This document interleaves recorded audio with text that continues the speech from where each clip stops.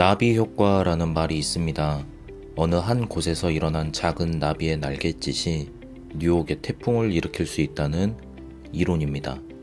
미국의 기상학자 로렌츠가 사용한 용어로 기상학에서 초기 조건의 작은 변화가 막대한 영향을 미칠 수 있음을 가리킵니다. 성경에도 이 나비 효과를 일으킨 인물이 있습니다. 바로 룻입니다. 룻은 어떤 날갯짓을 통해 큰 영향을 미쳤을까요? 룻기의 구조와 내용. 룻기는 다음과 같은 구조로 되어 있습니다. 룻기는 각 장이 마치 연극에서 하나의 막, 1장은 1막, 2장은 2막처럼 작용합니다. 각 막의 배경은 서로 다릅니다. 1막과 4막은 서로 상응하고 2막과 3막도 서로 상응합니다.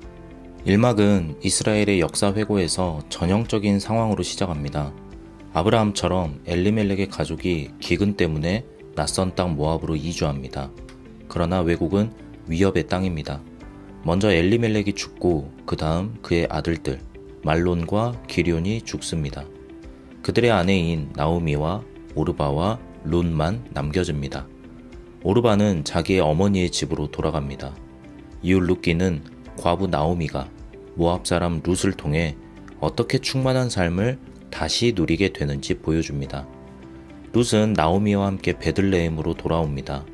룻은 보리 수확 기간에 보아스의 밭에서 빈자의 권리를 이용하여 이삭을 모으고 나오미의 가르침대로 수확이 끝난 뒤 신부로 지장해 보아스의 발치 이불을 들고 누웠다가 결혼을 청합니다.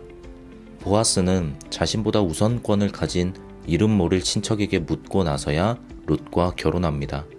이들의 첫 아들 오벳은 나오미의 아들로 간주되고 다윗의 할아버지가 됩니다. 룻기의 기록 배경. 룻기는 유배에서 돌아온 이후 기원전 5세기에 기록되었습니다. 룻기에 등장하는 여러 이름들을 통한 언어 유희는 유배에서 돌아온 이후 시기의 문학의 특징입니다. 이 시기의 룻기는 오경의 수훈 제도에 대한 해석, 즉 할라카로 이해할 수 있습니다. 할라카란 걷다라는 뜻의 히브리어로서 하나님 말씀에 대한 해석으로 하나님 말씀과 함께 살아가는 것이 무엇인지 설명합니다.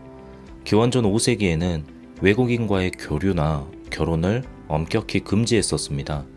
에스라기 10장이나 느헤미야기 13장을 보면 외국인들과 결혼한 사람들이 외국인 아내와 자식들을 다 내보내는 이야기가 나옵니다. 룻기는 이런 엄격주의자들에 대항하여 외국인들도 이스라엘 공동체 안에 수용될 수 있어야 함을 말합니다.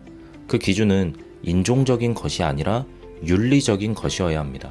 그 대표 인물이 바로 룻입니다.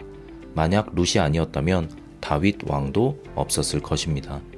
이렇게 룻기는 엄격주의자들이 주장하는 정도, 소위 바른 길만이 하나님의 뜻이 아니라 굽은 길 역시 하나님의 뜻 안에 있음을 보여줍니다. 만약 룻기를 유배 이전에 기록된 것으로 본다면 룻기는 다윗의 모압인 조상에 대한 정당화와 변호, 다윗 왕조의 권리 주장을 위한 선전으로 읽을 수 있습니다. 또한 다윗을 통해 메시아가 어떻게 올 수 있는지, 즉 룻과 보아스의 본보기를 따라 나날의 삶에서의 자비와 도움을 실천함으로 이루어지는 것을 말합니다. 룻기의 기본 주제, 오순절. 현재 한글 성경에서 룻기는 사사기와 사무엘기 사이에서 역사서로 분류되어 있지만 원래는 메길로트, 다섯 두루마리로 분류되어 있었습니다. 이 다섯 두루마리에는 룻기와 더불어 아가서, 예레미야에가서, 전도서, 에스더서가 포함되어 있습니다. 아가서는 6월절에, 예레미야에가는 대속죄일에, 룻기는 오순절에, 전도서는 장막절에, 에스더서는 불임절에 낭독합니다. 오순절은 원래 추수감사 축제였는데 이미 유대교 초기에 시내산에서 토라, 오경이 선사되고 하나님과 계약을 맺은 것도 함께 기념하는 축제로 거행되었습니다.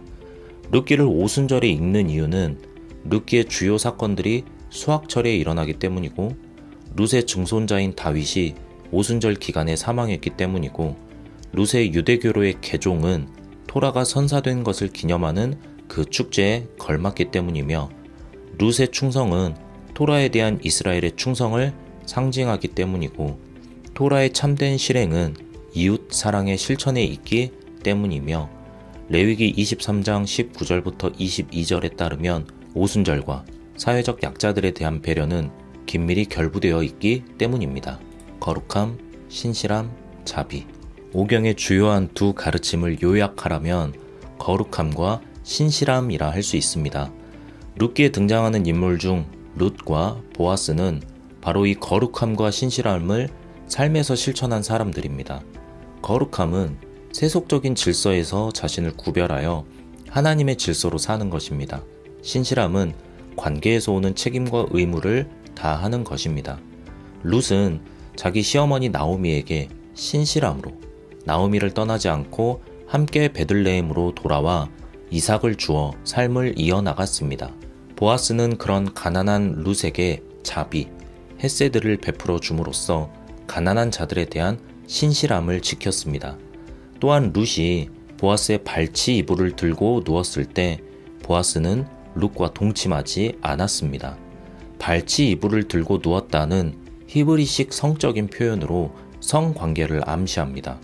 히브리어에서 발과 성기는 유사한 발음으로 되어 있어 발이라 표현하는 말이 성기를 암시하는 경우가 있습니다. 비슷하게 한국에는 라면 먹고 갈래?가 있습니다. 보아스는 룻과 충분히 동침할 수 있었습니다. 보아스에게는 수혼 제도의 의무가 있기 때문입니다. 수혼 제도란 자신의 형제가 결혼했으나 대를 잇지 못하고 죽었을 때 남은 형제가 죽은 형제를 위해 대를 이어 그 이름이 끊기지 않게 하는 법입니다. 그렇게 보아스는 룻과 동침할 수 있었으나 그렇게 하지 않았습니다.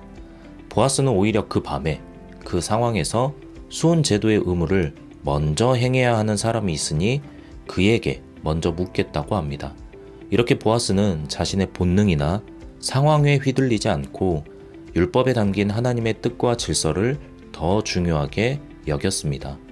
두 사람이 보여준 거룩함과 신실함, 그리고 자비, 헤세드는 두 사람의 관계를 넘어 나오미에게도 구원이 되었습니다. 룻기는 사람의 자비를 통해 하나님의 구원이 실현되는 것을 보여줍니다.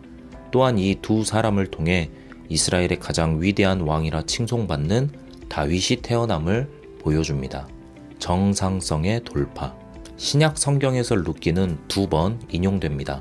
한 번은 마태복음의 예수님의 족보, 다른 한 번은 누가복음의 예수님의 족보에 인용됩니다. 예수님의 족보 안에는 룻과 더불어 여러 여인들이 함께 등장하는데 이는 족보의 특징인 남성 중심주의를 파괴하는 것으로서 다말이 없었다면 베레스가 없었고 룻이 없었다면 다윗이 없었고 밧세바가 없었다면 솔로몬이 없었고 라합이 없었다면 약속의 땅을 점령하지 못했을 것을 보여줍니다. 이 여인들을 통해 하나님께서는 자신의 일을 이루어 가십니다. 룻기는 하나님께서 구분길, 어찌 보면 정상적이지 않고 정통적이지 않고 엄격하게 보이지 않는 그런 길을 통해 일하심을 보여줍니다. 히브리 성경에서 룻기는 잠언 다음에 나옵니다. 잠언의 마지막 장인 31장은 현숙한 여인에 대해 말합니다. 바로 이어지는 룻의 이야기는 현숙한 여인의 현실화처럼 보입니다. 룻도 룻기 3장 11절에서 현숙한 여인이라고 불립니다. 룻기는 어찌 보면 작아 보이고 연약해 보이는 사람들의 신실함, 거룩함, 그리고 자비가 한 가정을 넘어 한 민족과 나라에 얼마나 큰 영향을 미치게 되는지 보여줍니다. 거기서 더 나아가 이 사람들의 신실함, 거룩함, 자비가 바로 하나님의 구원이 드러나는 통로가 됨을 보여줍니다.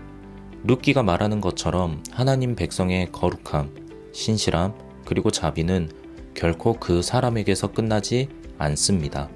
우리의 가족과 주위 공동체를 넘어 어찌 보면 민족과 나라에게까지 큰 영향을 미칠 수 있습니다. 우리는 비록 연약하나 하나님의 계획 속에서 이 연약함이 하나님의 구원이 드러나는 하나의 구분 길이 될 수 있음을, 또 여러분이 룻처럼 하나님의 구원의 통로가 되시기를 축복합니다.